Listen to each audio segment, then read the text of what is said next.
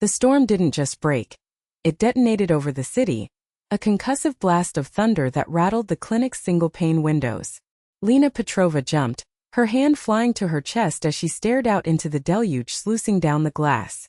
It was nearly midnight, the end of another 16-hour shift at a free clinic that ran on fumes and sheer goodwill.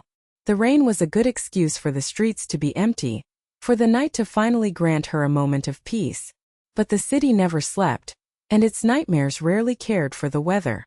A violent slam against the clinic's back door, the one leading to the grimy alley, proved it. It wasn't a knock, it was a desperate, full-bodied impact. Lena froze, her heart hammering a frantic rhythm against her ribs. Standard procedure was to ignore it, to call the police.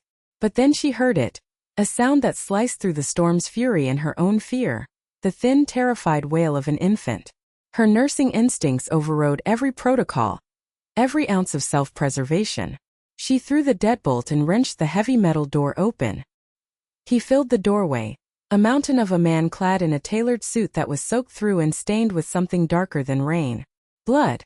A slick, crimson smear marred his temple, and his left arm was held stiffly against his body, his hand clutching a deep gash in his side. But Lena's eyes were fixed on the bundle held protectively in his good arm. A baby wrapped in a thick, expensive-looking blanket, her tiny face scrunched and screaming. The man's eyes, the color of a winter storm, found hers.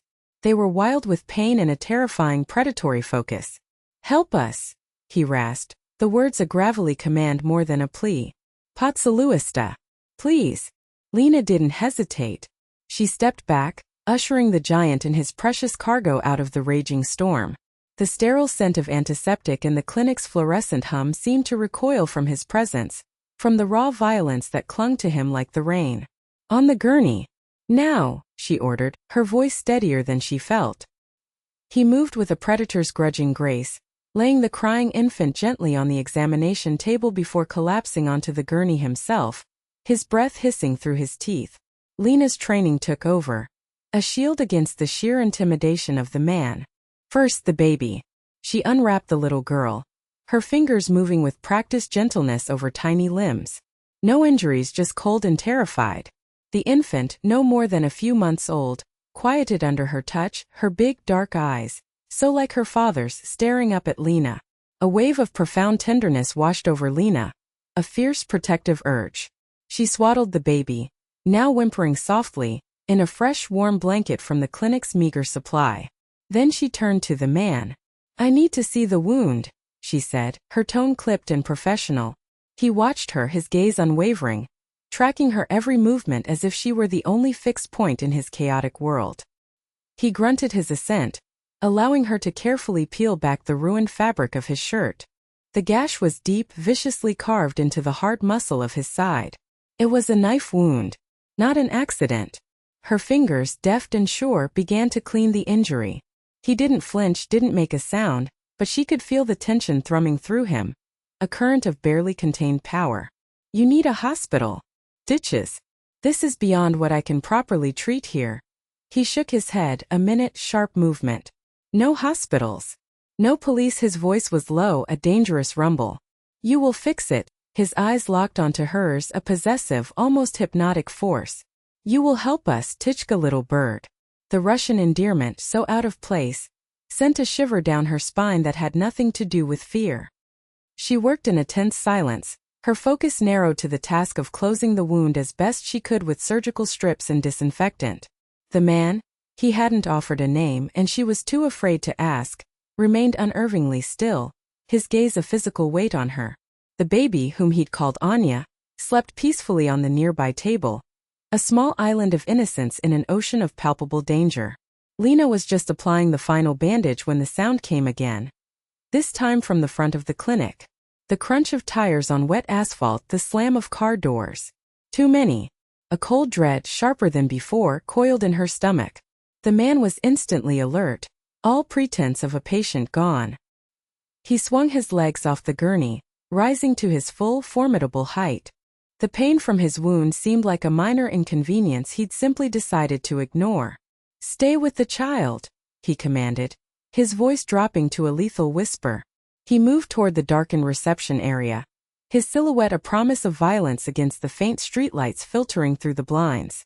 Lena's heart pounded. She scooped Anya into her arms, the baby's warmth a fragile comfort against her chest. She backed away toward the small supply closet, her mind screaming. Who was he? And who was hunting him? The splintering crash of the front door being kicked in was her answer. Shouts in a language she recognized as Russian echoed through the small building. She heard the man's voice, a low deadly snarl followed by a sickening thud. Then another. Then gunfire. 3 sharp cracks that echoed like doom in the confined space. Lena flinched with each shot, clutching Anya tighter, muffling the baby's startled cry against her shoulder. She squeezed her eyes shut, praying to a god she wasn't sure she believed in anymore.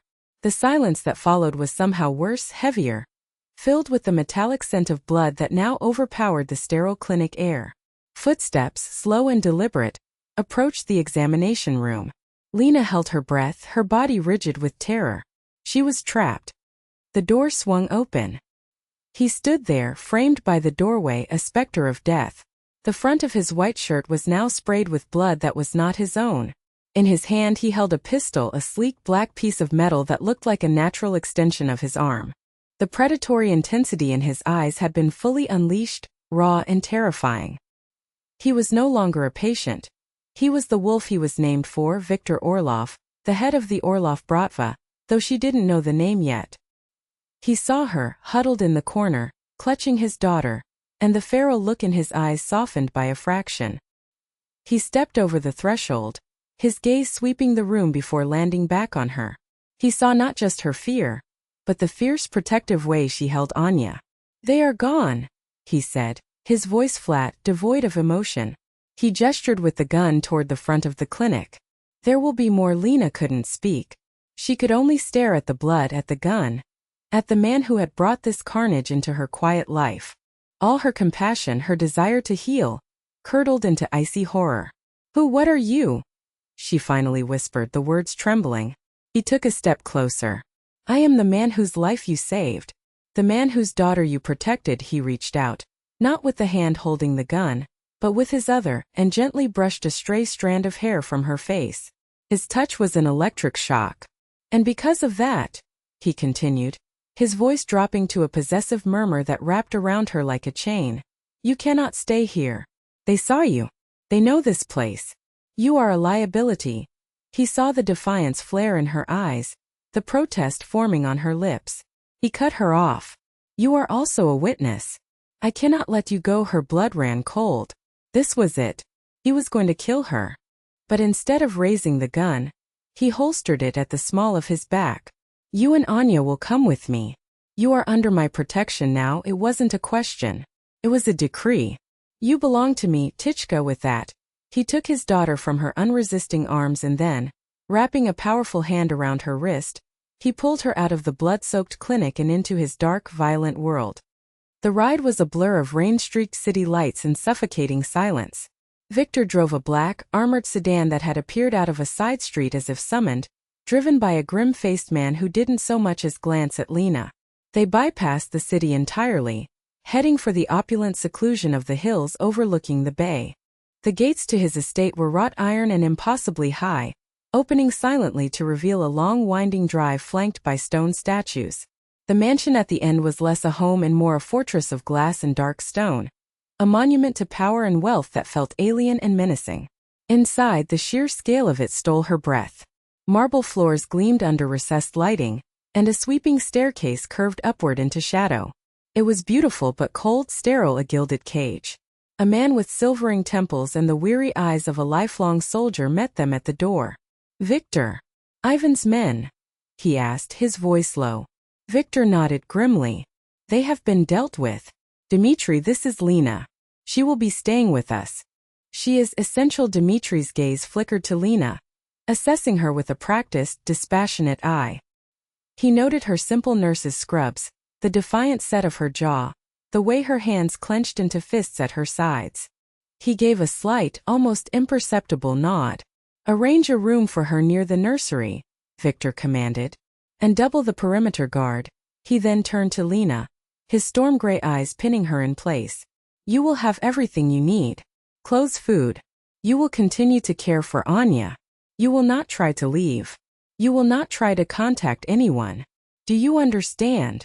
The audacity of it, the sheer arrogance, broke through her fear. I am not your prisoner, she hissed, her voice shaking with rage. You can't just take me. A dark, humorless smile touched his lips. Can't I? He murmured, stepping closer until she could feel the heat radiating from his body. I just did. You walked into my world, little bird, when you opened that door. Now you will live by my rules. He held her gaze for a moment longer, a silent battle of wills, before turning and ascending the grand staircase without another word, leaving her alone with Dmitri in the vast, echoing hall. The next few days were a strange purgatory. Lena was given a luxurious suite of rooms that felt more like a prison. The windows were sealed, and a stoic guard was always posted outside her door. Her life narrowed to the four walls of the nursery and her own room. Her only purpose, it seemed, was Anya. And in the tiny, helpless infant, Lena found an anchor. She bathed her, fed her, sang her lullabies in the dead of night when the silence of the great house became too heavy. Anya, in turn, thrived under her care, her gurgles and smiles a balm on Lena's frayed nerves. She saw Victor only in passing. He was a shadow, a presence she felt more than saw. He would stand in the doorway of the nursery late at night, watching her rock his daughter to sleep. He never spoke, but his gaze was a tangible thing, a mixture of gratitude, suspicion, and a raw hunger that made her skin prickle. One evening she was humming a soft Russian folk song her grandmother used to sing, her voice filling the quiet room. Anya was asleep in her arms. She didn't hear him approach until he was standing right behind her. My mother sang that song, he said, his voice startlingly soft. Lena stiffened but didn't turn. It's a sad song, she replied quietly. It is a song about a bird in a golden cage who dreams of the sky, he clarified, his voice a low rumble near her ear. She misses her freedom more than she loves the gold. A loaded silence hung between them. He reached out, his fingers gently tracing the line of her jaw. His touch was no longer a shock, but a slow creeping heat. Are you the bird, Lena? He whispered, his breath warm against her neck. She finally turned her head, her eyes meeting his.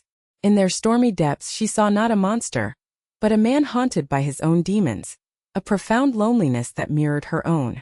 I don't know what I am anymore, she confessed, her voice barely audible. He held her gaze, and for a fleeting moment, the ruthless dawn vanished, replaced by a man who looked just as trapped as she felt. The moment was broken by Dmitri appearing in the doorway, his expression grim, pulling Victor back into the world of shadows and blood. Ivan Morozov watched from the shadows of the long gallery, his eyes narrowed slits of cunning. He was Victor's cousin, his underboss, a man who had grown up in Victor's shadow and festered there. He saw the nurse, this Lena, as more than just a complication. She was an opportunity. He saw the way Victor's gaze lingered on her, the slight softening of his ironclad demeanor when she was near. Love in their world was not a strength. It was a fatal flaw, a lever to be exploited. He began his campaign subtly. The men are talking, Victor, he said one afternoon in the study, swirling amber liquid in a glass. They see this woman, this outsider. They see you distracted. It makes them nervous. Victor's jaw tightened. The men will do as I command. Lena is a non-issue. Is she? Ivan pressed, his tone smooth as poisoned silk. She has a family. A sister, I believe, who works downtown. A simple girl. It would be a shame if one of our rivals, say the Albanians, were to learn of her connection to you. They might try to use her to get to the nurse. And then to you it was a veiled threat, a masterful piece of manipulation. Ivan was planting the idea that Lena's continued presence brought danger not just to Victor, but to her own family. He was testing Victor's resolve, forcing him to weigh his burgeoning feelings against the cold logic of their trade. Later, Ivan found a way to speak to Lena alone, cornering her in the garden. You are a brave woman, he began, his smile oily and false. But you are playing a game you cannot win. Victor, he is not a man who loves. He is a man who possesses. He will use you, and when he is done, he will discard you. Or worse, your presence will get him killed. And then what do you think will happen to you and the child? He let the words hang in the air, a venomous seed of doubt. He wanted to isolate her, to make her believe that her only choice was to run, to betray Victor in some way that Ivan could use to usurp power. He watched her face pale, the fear warring with the stubborn fire in her eyes, and he knew he had found the perfect weapon to destroy his cousin. The opportunity Ivan was waiting for came a week later. A critical shipment was arriving at the docks, a deal Victor had to oversee personally. It was a legitimate front for his organization, but the stakes were high, requiring his undivided attention. Dmitri, ever the loyal soldier, went with him, leaving the mansion under Ivan's command. It was the moment the serpent had been waiting for. Lena felt the shift in the house immediately. The air grew heavier, the silence more menacing.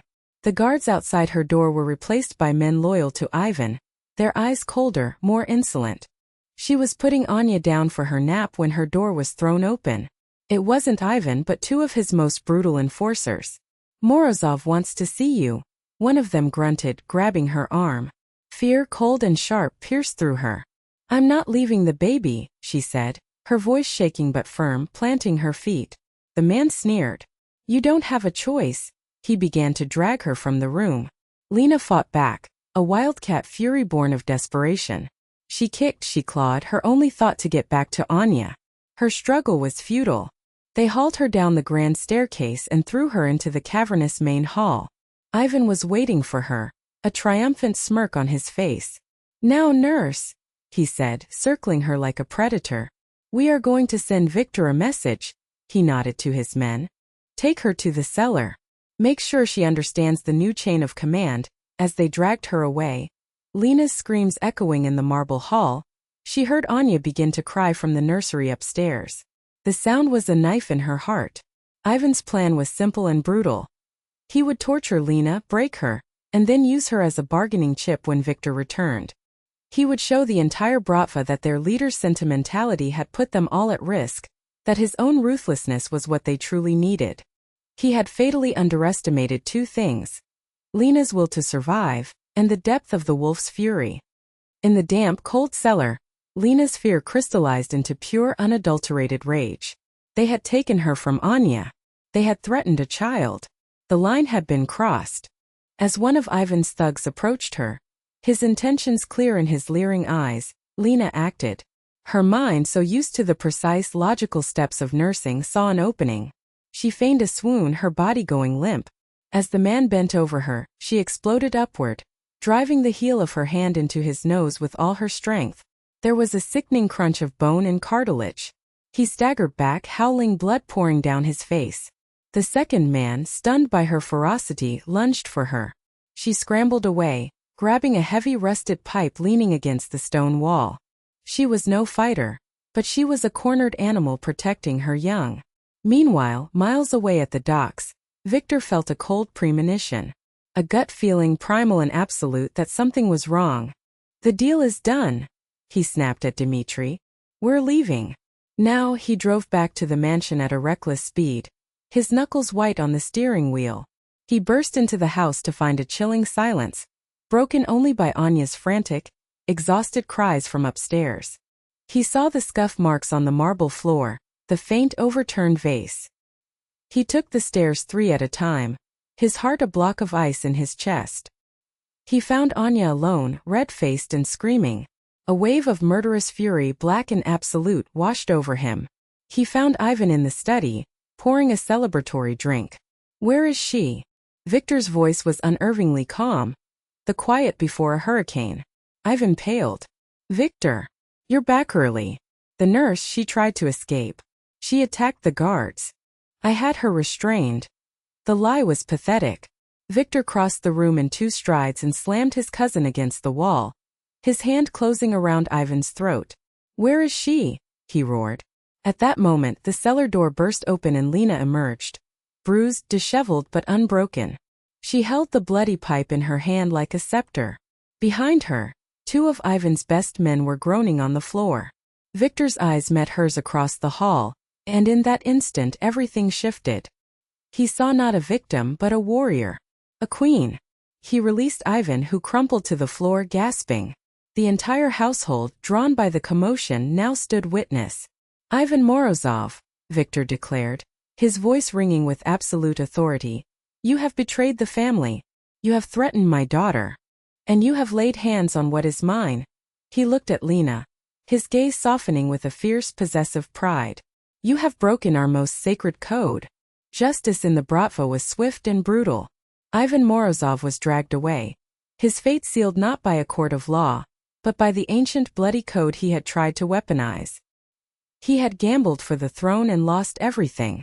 The mansion fell into a new kind of silence, one of awe and renewed fear of the wolf who had so decisively reclaimed his territory. Victor walked over to Lena, his eyes scanning the bruises on her face, the defiant fire that still burned in her eyes. He gently took the pipe from her hand, his fingers brushing against hers.